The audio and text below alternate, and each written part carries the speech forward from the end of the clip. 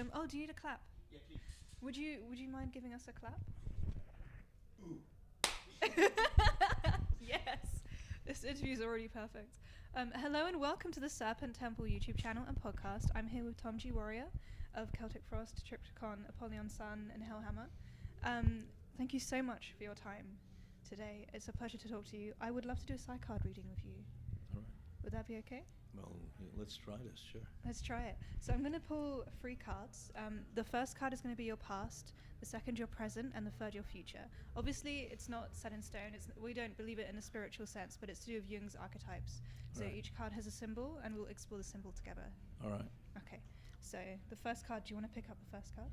I have to do it. Huh? You have to do it. I'm sorry. All right. Oh, liberation. Liberation. Liberation. So this card is about freedom. This is about how there is a door with a key in the lock, but it doesn't actually have a lock. So Mhm. sometimes we free ourselves and we trap ourselves. Right. So does that pertain to my past, my present, or my future? Your past. My past. Yeah. Well, if I actually have to elaborate on this, I think my entire path in life is liberation, because I chose a path which, at least at that time, was extremely unusual for Switzerland, against a mountain of obstacles and naysayers and people who tried to stop me. But I wanted to live my own life, and I wanted to guide my own life to the extent possible in our society. Of course, nobody's really free, but you can at least choose a path that gives you some liberty and liberate yourself. And if this card has any symbolic value on my life, it's probably that. And I've been following this path to this day, of course. And it's not an easy path, of course, but I think it was well worth all the obstacle to surmount all the obstacles and to prevail in this struggle. I imagine you were met with a lot of resistance. How did you overcome it? Did you find you needed to? Well, you grow every time you surmount resistance. You grow, and of course, initially you were a little child. I was a teenager, not knowing anything, coming from a farm village. I didn't have any connections. I didn't have any peers who could have told me how to do it. I didn't have rich parents. Quite on the contrary. So I walked into every wall there was, of course, and you have to learn. And young musicians often ask me if I had some advice for them in the music industry, and I always tell them your playing technique is far less important than your ability to prevail, your patience, your sense of destiny, because that really there were so many people by my side at the time that also had that dream, but just eventually gave up. And I'm not really talented. I'm a very mediocre guitar player. No, seriously, I'm just being totally honest here. The only reason why I'm here tonight is because I prevailed. And that's not necessarily a cool story. It was a very difficult path sometimes, but that's to me the quality that's most required. That's a fascinating answer. I'd love to explore it more, but I do think we should move on to your present. Perhaps. Would you be willing to take the next card? If I have to. You do. Yes. Peace. Oh, Jesus Christ. There is no peace. There is no peace. There is no peace. Not in the big picture on this planet ever since we crawled out of the caves, nor in the small universe that is my life. There really is never any peace. And I'm not saying that to be dramatic. It's simply a fact. My life the last few years has been, my private life has been dominated by turmoil. And it's a constant attempt to extract myself from that turmoil. And when you manage to extract yourself for a certain period of time, then you realize that on the outset there's also turmoil. Because we human beings haven't learned a thing ever since we became civilized, in quotation marks. So peace is a very nice concept, but it doesn't exist for as long as we exist on this planet, unfortunately. That's interesting. I feel like I feel like from what I've gleaned from your interviews, you have interesting takes on creation and birth and where we come from and who we are as people is related to creation. You want me to elaborate in that right now? You can if you want to. I have to go on stage in an hour. I'm so sorry. No, you don't have to. You know, this is like the biggest question of them all. Maybe next time we'll ask you that question if there is one. Well, you know, I have noticed that we really think highly of ourselves as a race on this planet, the human race.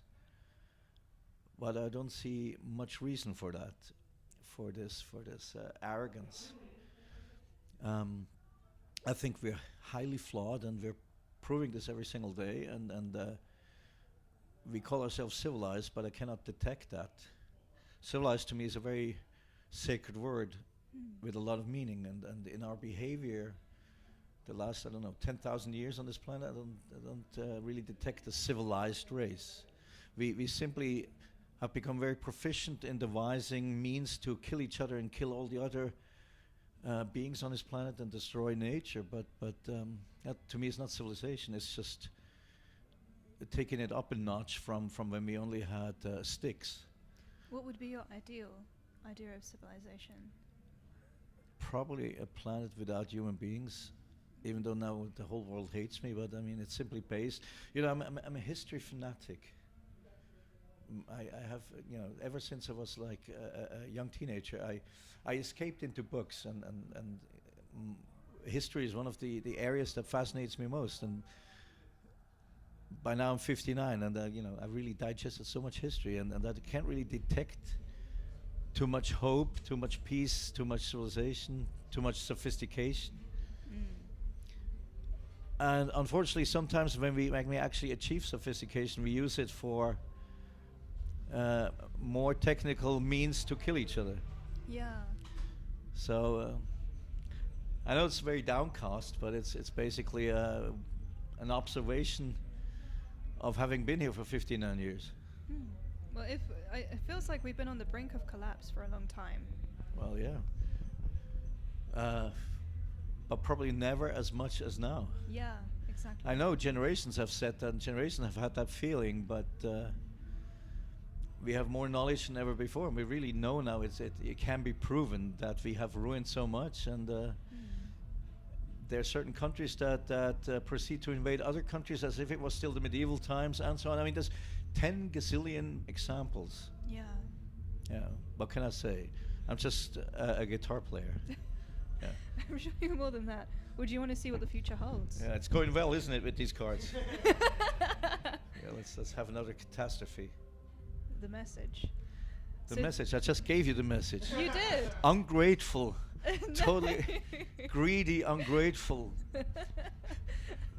The message is about how we receive information, how we react to like messages, for example, even if it's an email or if it's an offer or a friendship or a connection. And it's also about what we put out into the world, as you acknowledged yourself. So as a musician, you are constantly giving and receiving messages. Mm-hmm. Well, yeah, that's yes, again, a difficult question. Of course, I think you have a certain responsibility if you're a musician, because you're given a platform to talk to people of your generation, and when you're my age, also people of the next generation. And I myself, I was deeply impressed when I was a young teenage fan standing in the front row. I was deeply impressed about whatever the band said. You're impressionable. You're going into the world. You want to learn. You look up to certain people, and whatever they say, that really hits you. So I think you have a certain responsibility as a musician. You're given a certain responsibility without wanting to go too far right now. I mean, we're not missionaries, but you do speak to a large amount of people who are impressionable, and the message you're spreading should be handled accordingly. But that's just me. So what's the main message that you want to put out into the world? Oh God, there's so many. I mean, the main message basically deals with everything we've discussed so far. Yes.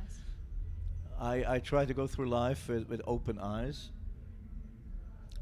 I hate violence. I hate injustice. not just among humans, also towards other beings on this planet. But I'm also even though I've been given a platform, I'm not a politician, luckily. I'm not a missionary, luckily, and my influence is very limited. All I can do is write lyrics that maybe occasionally make somebody think, without wanting to take myself too serious. I'm a very flawed person too, and everything I say here with these grandiose words, there's 59 years of a lot of failings and searching behind that. I'm probably the most imperfect person you could meet, but I try. I've definitely met more imperfect people. Well. Well, thank you so much for your time. I don't want to take too much because you are going on stage very soon. I'm very grateful that you waited for this interview. It's a pleasure. It's a very unusual interview. I'm sorry that we came here late and everything. No. But thank you very much for giving me this special yet for again us. platform. Oh, well, thank you for also just giving us your time. It's been so cool to talk to you. I have something to say. Yeah? Pedasuchte. Better Nice. I like that a lot. All right. I never thought I'd hear you call me that. That's All right. Okay. Thank you so much. Thank you for watching, everybody. Did I just ruin the whole thing? No, you made it amazing.